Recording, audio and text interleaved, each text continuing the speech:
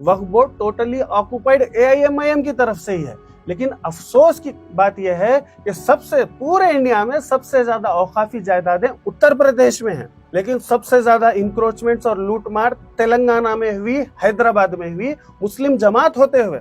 आम पसमानदा मुसलमानों को मालूम भी नहीं है कि ये वक्फ बिल में आखिर क्या मसाइल है। मसला ये है कि आपको मेरे को अगर एक जीएचएमसी पार्क का कंप्लेन देना है कि वहां पे इंक्रोचमेंट हो रहा है, वहां पे सही काम नहीं हो रहा है, तो आप और हम दे सकते हैं। लेकिन वक्फ की प्रॉपर्टी की बात आए तो आपका मेरा इख्तियारी नहीं बनता। तो एक वक्फ बोर्ड में अगर एक मुस्लिम औरत अगर आ रही है तो उससे किसको प्रॉब्लम?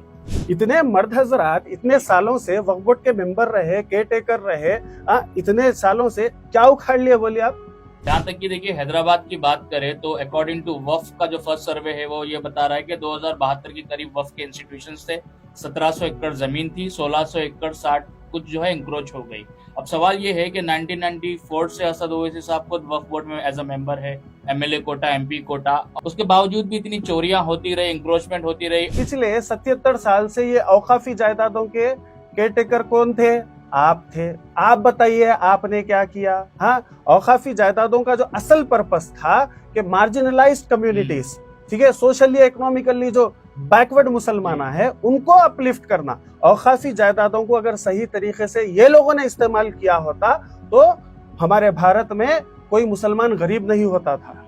सेंट्रल गवर्नमेंट को ब्लैकमेल किया, स्टेट गवर्नमेंट्स को आप लोग ब्लैकमेल करते हैं, लेकिन आप खुद से मुसलमानों के लिए करते क्या है ये बताइए आप। अरे बीजेपी आरएसएस ने मुसलमानों को उतना नुकसान नहीं पहुंचाया जितने पिछले 77 इयर्स में आप लोगों ने पहुंचाया। वक्फ के जितने भी बेनिफिट्स हुए आप लोगों के हुए, अब जो नुकसान होगा, अकाउंटेबिलिटी होगी, वो आप लोगों को होगी। लेकिन आपके लिए हम रोड पे उतरना।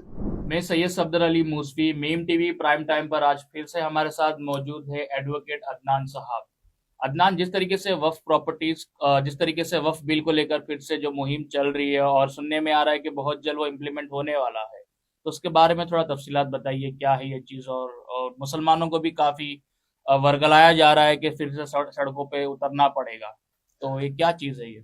अस्सलाम वालेकुम, मैं आप सबका भाई advocate Adnan Khamar, president all India Pasmanda Muslim Mahaz Telangana.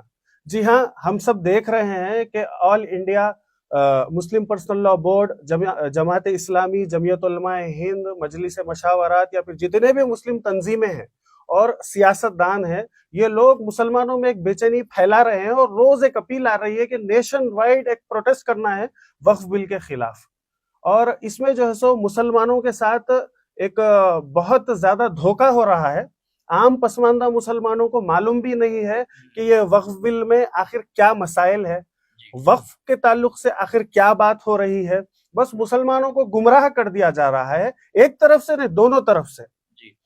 दूसरी तरफ के जानिब के जो लोग हैं वो लोग भी गलत इंफॉर्मेशन फैला रहे हैं, और हमारी तरफ के जो जमातें, तंजीमें और सियासतदान हैं वो अपनी रोटी सेकने के लिए मुसलमानों में बेचैनी फैला रहे हैं। लिहाजा ऑल इंडिया पसमानदा मुस्लिम महाज पूरे नेशन वाइड मुसलमानों से अपील करती है कि खास तौर पर ये जो तंजीमें हैं और ये जो सियासतदान हैं, इनके बातों में हरगिज नहीं आना है।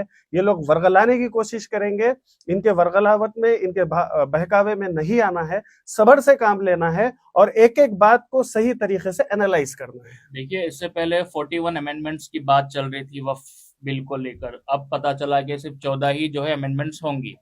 तो उसमें से ऐसी कौन सी चीजें जो अच्छी है, कौन सी चीज जो है जिसपे आप खुद एतराज करते हैं, जरा बताइए व्यूअर्स को। देखिए, ये जो अमेंडमेंट्स आए हैं, ये अमेंडमेंट्स में सबसे ज्यादा कंट्रोवर्शियल जो मुसलमानों को बताया जा रहा है, क्योंकि हम भी जॉइंट पार्लियामेंट कमेटी का हिस्सा रहे, हम भी गए, हमारी बात रखे, तो सबसे ज्यादा हमको ये गुमराह कर दिया जा रहा है कि इसमें कलेक्टर का इन्वॉल्वमेंट होगा। तो अभी जो चेंजेस आए हैं, कलेक्टर का नहीं, हुकूमत की तरफ से एक आला जो ऑफिसर रहेगा वो जो सो नजर रखेगा।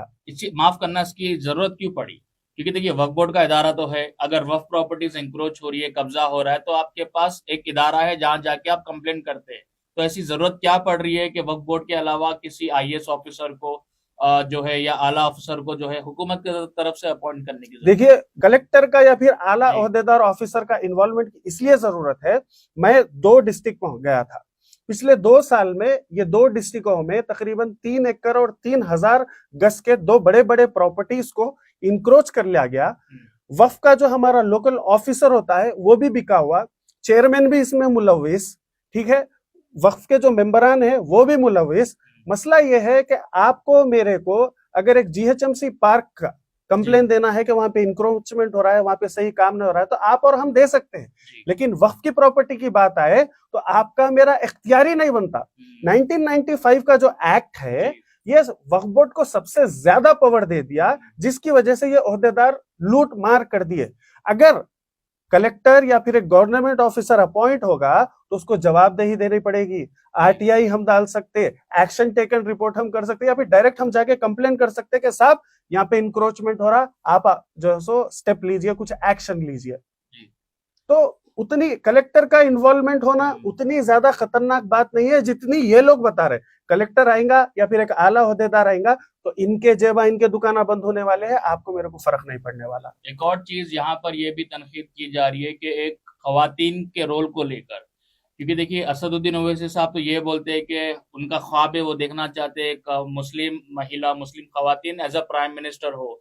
तो एक वक्फ बोर्ड में अगर एक मुस्लिम औरत अगर आ रही है तो उससे किसको प्रॉब्लम है? देखिए, हमारी खवातीन का जो मोर देन 50% हमारी सोसाइटी में कंट्रीब्यूट करती हैं, उनको हिस्सेदारी देना चाहिए, बराबर उनका हक बनता है, उनको आगे आना चाहिए। जितने भी इस्लामी क्या बोलते हैं हुदूद है, इस्लामी आपको जितनी इजाजत देता है आप बिल्कुल आगे आ सकते हैं। तो खवातीन की भी हिस्सेदारी बराबर होनी चाहिए। और दो चीजें, खवातीन की हिस्सेदारी और पसमानदा मुसलमानों की हिस्सेदारी, ये बिल में दी गई है। तो हमको चाहिए कि हमें इसमें वेलकम करना चाहिए।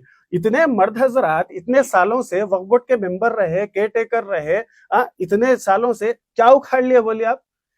82% हैदराबाद के वक्फ प्रॉपर्टीज इंक्रोच हो गए, मोर देन 95% पूरे तेलंगाना के इंक्रोच हो गए। हमारे खवातीन को ये लोग सिर्फ और सिर्फ राशन की लाइनों में, आप देख रहे कि जो है सो कैसा जो सो बुरखे वाले खवातीन बिचारियां जो है सो राशन के जो सो लाइनों में ठहरे हुए हैं, बोगस वोटों में ये लोग इस्तेमाल करने जो है सो खवातीन को जो सो शर्म नहीं आती। खवातीन को इज्जतदार हिस्सेदारी देने में ये लोग जो सो कैसा पीछे हटते। जी, जहां तक कि देखिए हैदराबाद की बात करें तो अकॉर्डिंग टू वक्फ का जो फर्स्ट सर्वे है वो ये बता रहा है कि 2072 के करीब वक्फ के इंस्टीट्यूशन थे, 1700 एकड़ जमीन थी, 1600 एकड़ 60 कुछ जो है इंक्रोच हो गई।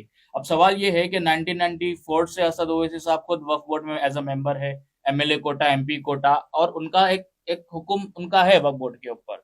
उसके बावजूद भी इतनी चोरियां होती रही, इंक्रोचमेंट होती रही, और असद ओवैसी साहब ही सारे हिंदुस्तान में घूम घूम कर बोल रहे हैं प्रॉपर्टीज बचाइए, वक्फ का काला कानून, गोरा कानून। तो ये बात समझ नहीं आ रही, उन्हीं के घर में तो चोरी हुई है। बिल्कुल, देखेंगे आप पिछले 30 साल से असदुद्दीन ओवैसी आंध्र प्रदेश वक्फ बोर्ड और तेलंगाना वक्फ बोर्ड के मेंबर रहे, इन्हीं के एमएलए कोटा में मेंबर रहे, और इन्हीं के जो मुतवल्ली कोटा से जो मेंबर्स आते हैं इन्हीं के होते हैं। वक्फ बोर्ड टोटली ऑक्युपाइड एआईएमआईएम की तरफ से ही है।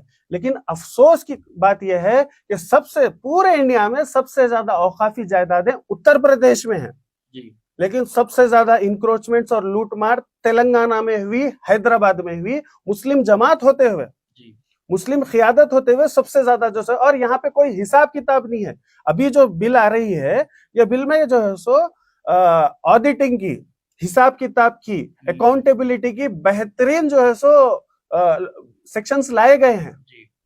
तो आप देखेंगे तेलंगाना वक्फ बोर्ड में सही तरीके से ऑडिटिंग नहीं होती वक्फ प्रॉपर्टीज की। इनकम कितनी आ रही मालूम नहीं, कितने खर्चे हैं मालूम नहीं। गवर्नमेंट को उनकी तरफ से जो है सो अलग से फंड्स देना पड़ता वक्फ बोर्ड को चलाने के लिए। तो ऑडिटिंग होनी चाहिए, फाइनेंसेस सही तरीके से करना चाहिए, अकाउंटेबिलिटी होनी चाहिए, ताकि सबसे ज्यादा फायदा पसमानदा मुसलमानों का हो। जहां तक कि देखिए बात यूटिलाइजेशन ऑफ वक्फ प्रॉपर्टीज की जब बात आती है, क्योंकि हजारों करोड़ों का असासा होते हुए भी, जैसे कि आपने बताया, मुसलमान खवातीन आज राशनों के लिए लाइन में लगे हुए, तो ये कितनी शर्म वाली बात है सबके लिए, खास करके उन सियासी जमातों के लिए भी जो मुस्लिम बैंक पे जो है पॉलिटिक्स करते। तो जो वक्फ की जायदादें हजारों करोड़ों की जो जमीनें हैं, उसका यूटिलाइजेशन क्यों नहीं हुआ? हालांकि सेंट्रल वक्फ काउंसिल की काफी मुहिम है, सेंट्रल गवर्नमेंट की तरफ से भी काफी इनिशिएटिव है कि वो जमीन को यूटिलाइज करो ताकि गरीब मुसलमान तबका उससे कुछ फायदा उठा सके। तो ये क्यों नहीं हुआ? अब देखिए, आप जितने भी हमारे तंजीमें, जमातें और लीडरान है, चाहे वो मुस्लिम पर्सनल लॉ बोर्ड हो, जमीयत उलमा हो, जमात इस्लामी हो, या फिर जितने भी हमारे तंजीमें और पॉलिटिशियंस है, ये लोग लोल्ली पुकारा कर रहे हैं कि अब बीजेपी औखाफी जायदादों को नहीं छोड़ने वाली, नजर आ गई, हमको आपको एक होना है। पिछले 77 साल से ये औखाफी जायदादों के केयरटेकर कौन थे? आप थे। आप बताइए आपने क्या किया? हाँ, औखाफी जायदादों का जो असल पर्पस था कि मार्जिनलाइज्ड कम्युनिटीज, ठीक है, सोशली इकोनॉमिकली जो बैकवर्ड मुसलमान है उनको अपलिफ्ट करना, औखाफी जायदादों को अगर सही तरीके से ये लोगों ने इस्तेमाल किया होता तो हमारे भारत में कोई मुसलमान गरीब नहीं होता था, हम सब वेल ऑफ हुआ करते थे। लेकिन ये लोग अपने पर्सनल बेनिफिट्स की खातिर, अपने खानदान, अपने आने वाली औलाद को उसके बेनिफिट्स दिलाने के खातिर सारे पसमानदा मुसलमानों का हक मारे, और अब बोल रहे हैं कि बीजेपी जो है इस पे नजर रखी। वफ का सही तरीके से यूटिलाइजेशन पिछले 77 साल में नहीं हुआ। ये जितने भी तंजीमें आज हमारे रहनुमा होने का दावा कर रही है, एक बार आईने में अपने आप को देखना चाहिए कि ये लोगों ने क्या किया। आप लोग खामोश बैठते रहे, जितने भी हुकूमतें आई, ठीक है, यूपीए की आई, उससे पहले और भी हुकूमतें आई, आप लोगों ने सिर्फ ब्लैकमेल किया, सेंट्रल गवर्नमेंट को ब्लैकमेल किया, स्टेट गवर्नमेंट्स को आप लोग ब्लैकमेल करते हैं, लेकिन आप खुद से मुसलमानों के लिए करते क्या है ये बताइए आप। अब तेलंगाना में भी कांग्रेस की हुकूमत आई, बीआरएस की हुकूमत थी, आप लोगों ने ब्लैकमेल किया। अब कांग्रेस की हुकूमत आई, आप लोग ब्लैकमेल कर रहे हैं। अरे बीजेपी आरएसएस ने मुसलमानों को उतना नुकसान नहीं पहुंचाया जितने पिछले 77 ईयर्स में आप लोगों ने पहुंचाया, और फिर हमको वर्गला रहे हैं कि आप रोड पे निकलिए। हालांकि सियासतदान के बच्चे कभी नहीं दिखेंगे, ना सीए एनआरसी में सियासतदान के बच्चे उतरे, ना वफ बिल का जो नया जो काला कानून है उनमें उनके बच्चे नहीं उतर रहे। उतरते तो जज्बात में मुसलमान भाइया, उनपे केसेस बुक होते, जेल में वो चले जाते। बराबर आप देख रहे हैं कि सीएनआरसी का शाहीन बाग का इतना बड़ा प्रोटेस्ट करे, आज भी नौजवान दिल्ली के जो है सो जेल्स में बंद है। दिल्ली का इलेक्शन हुआ, 2 उम्मीदवारों को मजलिस इत्तेहादुल मुस्लिमीन जेल में बंद है बोल के जो है सो ठहराई, लेकिन वो 2 उम्मीदवारों पे तो रोशनी आई, लोग देखे, लेकिन उनसे हटके और भी लोग अंदर बंद है। आप प्रोटेस्ट पे आम मुसलमानों को, पसमानदा मुसलमानों को वर्गला के आप बाहर निकालते, खुद और खुद की औलाद एसी के रूमों में बैठती। वफ के जितने भी बेनिफिट्स हुए आप लोगों के हुए, अब जो नुकसान होगा, अकाउंटेबिलिटी होगी, वो आप लोगों की होंगी, लेकिन आपके लिए हम रोड पे उतरना, वफ की जायदादों का हमको तो कोई फायदा नहीं हुआ अब तक। तो यानी सिंपल तरीके से यही हुआ कि अब उन पर मुसीबत आ रही है तो आवाम को जज्बात में लाके मजहब के नाम पर, इस्लाम के नाम पर उनको सड़कों में उतार दिया जाए ताकि वो थोड़ा महफूज रहे। थोड़ी उनको एक जो है सो एक सीनियर रिटायर्ड आईएफएस ऑफिसर थे, उन्होंने कहा था कि ये जो इलीट अशराफिया है, रूलिंग क्लास है मुसलमानों की, उनकी प्रॉब्लम यह है कि हमारी प्रॉब्लम उनकी प्रॉब्लम नहीं है, उनकी प्रॉब्लम सबकी प्रॉब्लम है। ये कहाँ की इंसाफी है बताइए। उनको अगर प्रॉब्लम आए तो वो बताते कि पूरे मिल्लत को प्रॉब्लम है, पूरी उम्मत को प्रॉब्लम है, एक हो जाना है, करना है। वही हमारे जो प्रॉब्लम है, हमारे पास रोजगार नहीं है, हमारे पास खाने को खाना नहीं है, हमारे पास सही तरीके से तालीम नहीं है, हमारे पास सही तरीके से हेल्थ फैसिलिटीज नहीं है, ये प्रॉब्लम हमारे प्रॉब्लम है कुछ भी नहीं है। लेकिन उनके दुकाना बंद हो जा रहे हैं, उनके बिजनेसेस पे छापा पड़ेगा, उनके जेबों में सुराख पड़ेगा, तो ये पूरे मिल्लत की प्रॉब्लम हो गई। तो हमको इससे आगाह होना है। मैं मीम टीवी के जरिए आप सबसे दरख्वास्त करता हूं कि इनके वर्गलाने में मत आइए, इनके बहकावे में मत आइए, सोचिए समझिए, इनसे उल्टा सवाल करिए कि पिछले 77 ईयर्स में इन्होंने कितना लूटा, कितना बचाया, क्या हुआ, वरना आपका भी नुकसान होगा, हमारा भी नुकसान होगा। ये लोग शुरू से सुकून में थे, आगे भी ये लोग सुकून में रहते, परेशानी आपको, मेरे को और हमारे घर वालों को उठानी पड़ेगी।